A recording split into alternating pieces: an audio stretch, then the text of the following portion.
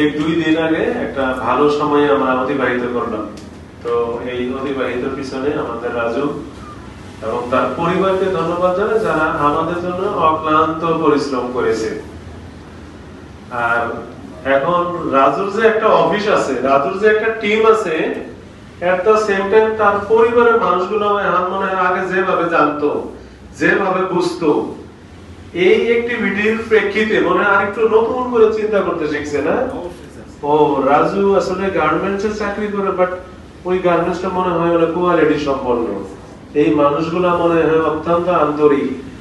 কারণ আমরা এই ফ্যাক্টরির অভ্যন্তরে 64 জেলার মানুষ না থাকলেও অন্তত 32-এ আছে। 32 না থাকলে 16-তে তো আছি, অ্যাটলিস্ট 16-তে তো আছি নাকি, 4-এর এক অংশ যদি ধরি।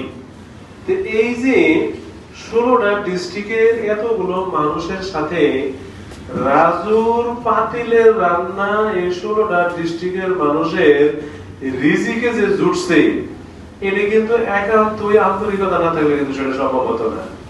তো আমার মনে হয় রাজুর ফ্যামিলি, রাজুর চাচা, রাজুর বাবা, চাচি, মা, তারা একটু নতুন করে ভাবতে শিখেছে যে ইয়েস, আমার ছেলে, আমার সন্তান, আমার হাজবেন্ড যেখানে কাজ করে সেখানে তার একটা কি আছে, তার একটা মূল্যায়ন সেখানে আছে।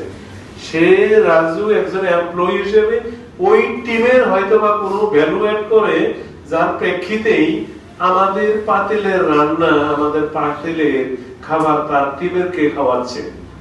এগুলো আসলে অত্যন্ত as a team work, as একটা প্রতিষ্ঠানের লম্বা সময় ধরে আমরা কাজ করি, এটা অত্যন্ত ভ্যালু অ্যাড করে। এখানে একই জিনিস আমাদের ওই অ্যাকাউন্টেন্ট সাহেব, উনি আমাদের সাথে গত সপ্তাহখানেক, আমরা তো গত উইকলি মিটিংও পেয়েছেন আমাদের, না প্রায় 8-9 দিন হয়ে গেল আমাদের সাথে যুক্ত হয়েছে।